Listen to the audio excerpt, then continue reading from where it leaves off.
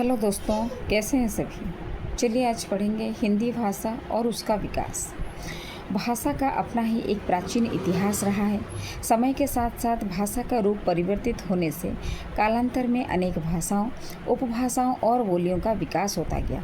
हिंदी भाषा ने भी अपना वर्तमान स्वरूप प्राप्त करने में काफ़ी लंबी समय यात्रा की है। हिंदी की ऐतिहासिक पृष्ठभूमि। संसार की प्रत्येक भाषा की एक सैद्धांतिक अवस्था होती है। हिंदी एक भारतीय आर्य भाषा है। हिंदी शब्द का मौलिक अर्थ है हिंद का अर्थात भारतीय। भाषा के अर्थ में हिंदी का प्रयोग फारसियों और अरबों ने किया।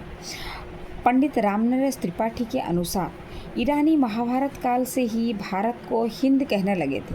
अतः स्पष्ट है कि कालांतर में हिंद देश के निवासियों को हिंदुस्तानी और उनकी भाषा को हिंदी कहा जाने लगा। भारतीय आर्य भाषाएं। विश्व की लगभग 3000 भाषाओं को मुख्यतः 12 भाषा परिवार में विभाजित किया गया है। भारतीय, द्राविड़, चीनी, सेमिटिक, टेमेटिक, आग्नेय, यूराल, बाटू, रेड इंडियन, काकेशिय, काकेशस, सुडानी तथा बुशमैन। इन 12 भाषा परिवारों में भारतीय समूह विश्व का अत्यंत विस्तृत भाषा परिवार है। हिंदी इसी भाषा परिवार की भाषा है। इस भाषा परिवार की भारतीय शाखा को ही भारतीय आर्य भाषा कहा जाता है।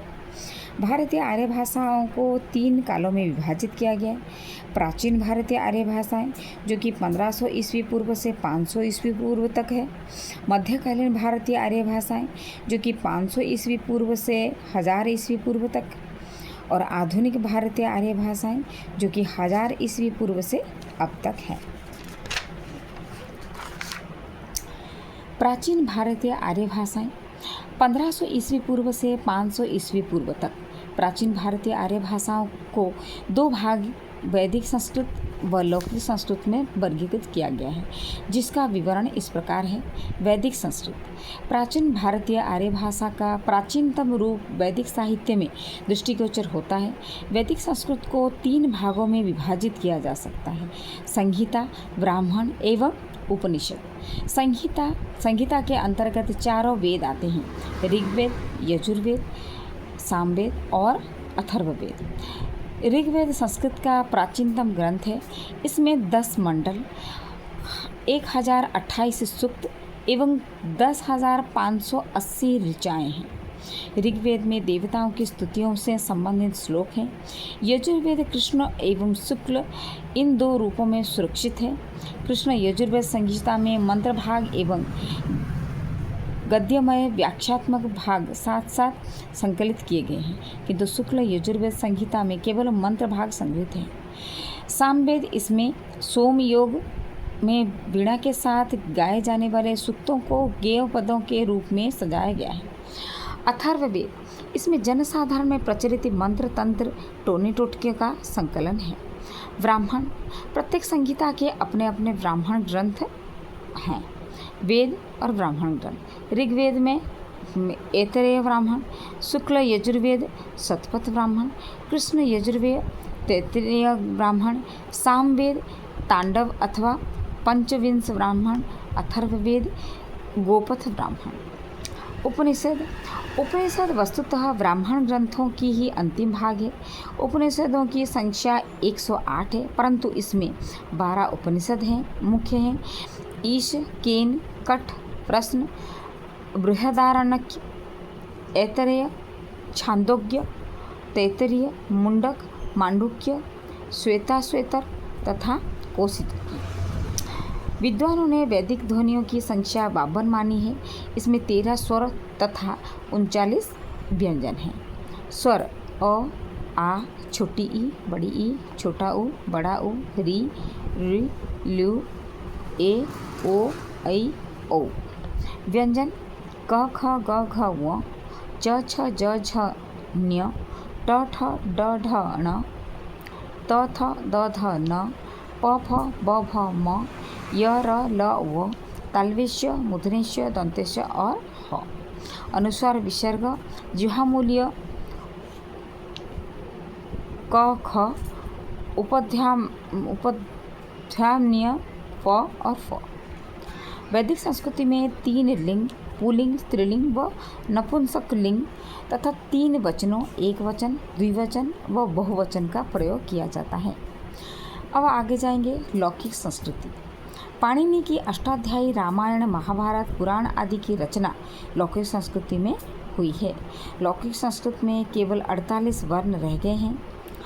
अट्ट, टह, जिह्वामूल्य तथा उपध्मानीय के लुप्त हो जाने के कारण लौकिक संस्कृति में 48 ध्वनियाँ ही शेष रह गई। लौकिक संस्कृति में वैदिक संस्कृति की अपेक्षा क्रिया रूपों और धातु रूपों में विशेष अंतर आ गया है।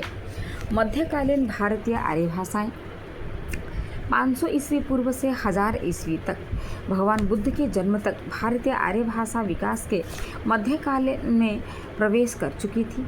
500 ईस्वी पूर्व से 1000 ईस्वी तक के 1500 वर्ष तक भारतीय आर्य भाषाएं विभिन्न प्राकृतों तथा अपभ्रंश के रूप में विकसित होती हुई आधुनिक भारतीय आर्य भाषा की जननी बनी।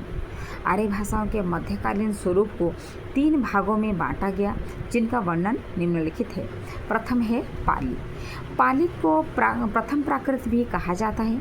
इसमें बौद्ध साहित्य की रचना हुई है।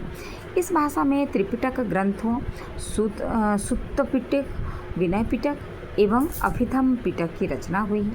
सूत पिटक साधारण बातचीत के ढंग पर दिए गए बुद्ध के उपदेशों का संग्रह है। विनय पिटक में बुद्ध की उन भिक्षाओं का संकलन है जो उन्होंने समय समय पर संघ संचालन के नियमित करने के लिए दी थी। अभिधम पिटक में चित्त, चेतसिक आदि धर्मों का विशद विश्लेषण किया गया है। पाली भारत की प्रथम देशीय भाषा थी।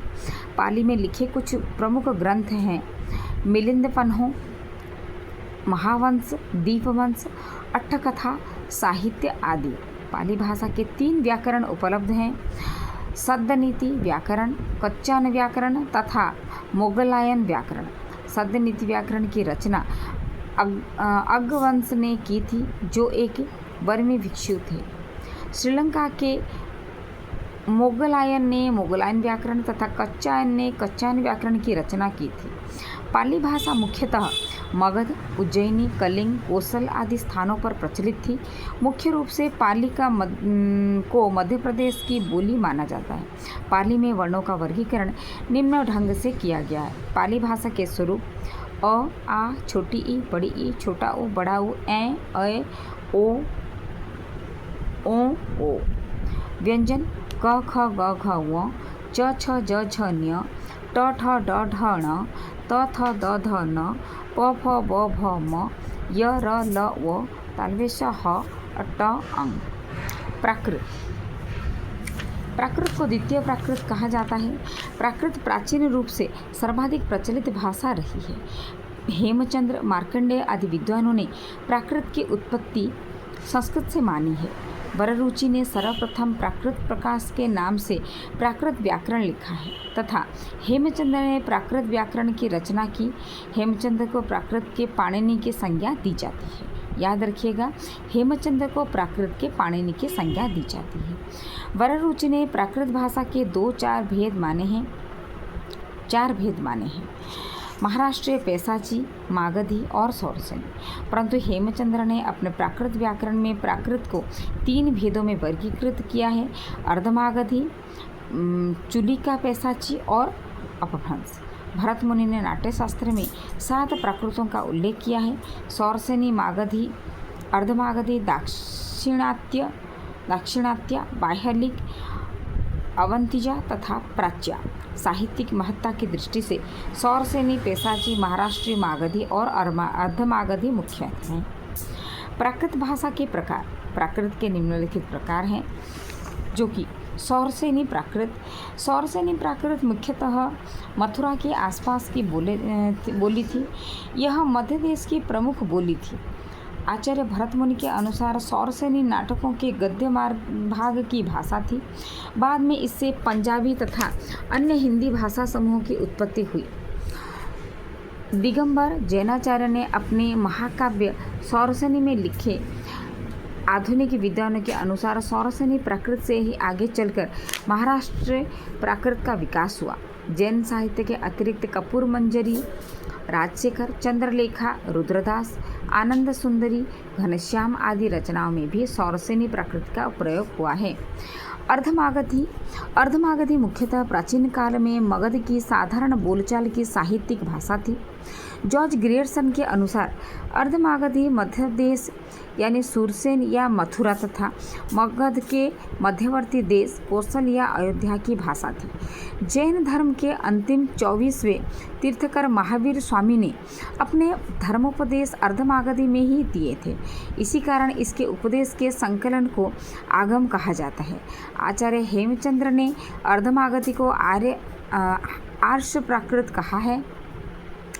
जैनाचार्य ने भी अर्धमागध को विभिन्न नामों से पुकारा, जैसे आदिभाषा, आर्ष और आरसी आदि। मागधी प्राचीन काल में दक्षिण बिहार में प्रचलित थी। पाली त्रिपिटक में भगवान बुद्ध के उपदेशों की भाषा को मागधी कहा गया है। मार्कंडेय ने मागधी की उत्पत्ति सौरसेनी प्राकृत से बताई है। अश्वघोष के नाटकों में मागधी प्राकृत के प्राचीनतम रूप परिलक्षित होते हैं। प्राकृत व्याकरण के अनुसार मागधी प्राकृत की विशेषताएं थी। र के स्थान पर ल का दंतेश, तालवेश, मूर्धन्य के स्थान पर तालवेश का उच्चारण तथा अकारंत शब्दों के कर्ताकारक एक वचन की व्युत्पत्ति ए का प्रयोग, जैसे जन, जने, मुद्राराक्षस, विशाखा दत्त, मृच्छकटिकम, शूद्रक आदि रचनाओं में यंत्र तंत्र मागधी के दर्शन होते हैं। पैसाची, यह उत्तर पश्चिम में कश्मीर के आसपास की भाषा थी। हार्नल ने इसे द्रविड़ों द्वारा प्रयुक्त भाषा तथा पुरुषोत्तम देव ने संस्कृत एवं सौरसेनी का विकृत रूप माना है। पैसाची उन आर्य भाषाओं की भाषा है जिन्होंने आर्य संस्कृत को पूर्ण रूप से ही नहीं अपनाया था। इसके अलावा इसके अवशेष चीन, तुर्किस्तान, काफिरस्तान, गांधार आदि में पाए गए शिलालेखों में मिलते हैं। पंजाब, सिंध, बलूचिस्तान और कश्मीर के भाषाओं में पैसाची का प्रभाव स्पष्ट लक्षित होता है। महाराष्ट्री साहित्यिक प्राकृत में महाराष्ट्रीय प्राकृत सर्वाधिक विकसित है। प्राकृत व्याकरणों ने इसे आदर्श प्राकृत माना है और सबसे पहले उन्होंने ही इसका विवेचन किया। संस्कृत नाटकों में प्राकृत पद्य रचना प्रायः महाराष्ट्र में ही हुई है। काव्य भाषा के रूप में यह पूरे उत्तर भारत में प्रचलित रही है। कालिदास तथा हर्ष ने अपने नाटकों के गीत इसी भाषा में लिखे। अब आते हैं अपभ्रंश के पास। अपभ्रंश भाषा मध्यकालीन आर्य भाषा की तीसरी अवस्था है। अपभ्रंश का शाब्दिक अर्थ है बिगड़ा हुआ या गिरा हुआ। आचार्य हेमचंद्र व बाघभट्ट ने अपभ्रंश को ग्राम भाषा कहा तथा दंडी ने इसे अभिरादि भी की भाषा कहा है।